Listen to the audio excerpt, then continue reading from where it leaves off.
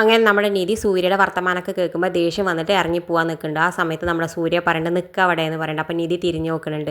എന്നിട്ട് സൂര്യ പറയേണ്ടത് നിനക്ക് എന്നെ കല്യാണം കഴിച്ചാൽ പോരായിരുന്നില്ലേ, ആൾക്ക് ഈ കഷ്ടപ്പാടൊക്കെ ഉണ്ടാവുമോ എന്നൊക്കെ ചോദിച്ചിട്ട് വേഗം നിധിയുടെ അടുത്ത് ചെന്നിട്ട് വേണ്ടാത്ത രീതിയിൽ പെരുമാറാൻ നോക്കുന്നുണ്ട്. ആ സമയത്ത് നമ്മുടെ നിധിക്ക് ദേഷ്യം വന്നിട്ട് എനിക്ക് നീയും വേണ്ട നിൻ്റെ ഫ്രണ്ടിൻ്റെ ജോലിയും വേണ്ട എന്ന് പറഞ്ഞിട്ട് ആ ഫയലൊക്കെ അവൻ്റെ മുഖത്തേക്ക് എറിഞ്ഞിട്ട് പോകുന്നുണ്ട്. എന്നിട്ട് പുറത്ത് പോയി നമ്മുടെ സുധീഷിനോട് ഒരുപാട് കരഞ്ഞ് വിഷമം പറയുന്നുണ്ട്. ആ സമയത്ത് സുധീഷ് പറയുന്നുണ്ട് പോട്ടെ സാരില്ല വീട് എന്നൊക്കെ പറയുന്നുണ്ട്.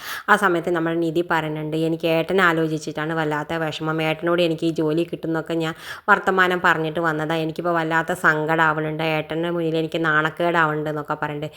ഞങ്ങളുടെ വീട്ടുകാർക്ക് ഈ നാണക്കേടും അപമാനമൊന്നും പുത്തിരിയല്ല, ഞങ്ങളൊക്കെ ഇത് എപ്പോഴും ശീലിച്ചത്, അതുകൊണ്ട് ഏട്ടൻ ഇതൊക്കെ അറിഞ്ഞ് സന്തോഷിക്കുകയുള്ളൂ, നീ വല്ലാതെ വിഷമിക്കേണ്ടെന്ന് പറഞ്ഞിട്ട് നേരെ നമ്മുടെ സുധീഷ് ഇറങ്ങിയിട്ട് ഒരു സ്വീറ്റ് ബോക്സ് ഒക്കെ വാങ്ങിയിട്ട് നമ്മുടെ നിധിയുടെ കയ്യിൽ കൊടുക്കുന്നുണ്ട്. എന്നിട്ട് പറയുന്നുണ്ട് നിധിയോട് ഇത് കഴിച്ചോ എന്ന് പറയുന്നുണ്ട്. ആ സമയത്ത് നമ്മുടെ നിധി പറയുന്നുണ്ട് എന്തിനാ എനിക്ക് ഈ വിഷമത്തുള്ള സമയത്ത് ഞാൻ ഇൻ്റർവ്യൂ ജയിച്ചിട്ടൊന്നുമില്ലല്ലോ, പിന്നെ എന്തിനാ ഈ സ്വീറ്റ് എന്ന് പറയേണ്ടത്. ആ സമയത്ത് നമ്മുടെ സുധീഷ് പറയുന്നുണ്ട് നമ്മളെന്തെങ്കിലും ദുഃഖം വരുന്ന സമയത്ത് സ്വീറ്റ് കഴിക്കണം, അപ്പം നമുക്ക് ജയിച്ചൊരു ഫീലിംഗ് കിട്ടും, അല്ലാതെ അത് വെറുതെ ആലോചിച്ചിരിക്കേണ്ട എന്നൊക്കെ പറയുന്നതൊക്കെ കാണിക്കുമ്പോൾ നമ്മുടെ നിധിക്ക് സുധീഷിനോട് ഒരു ഇത്തിരി സ്നേഹമൊക്കെ വരാൻ തുടങ്ങുന്നുണ്ട്.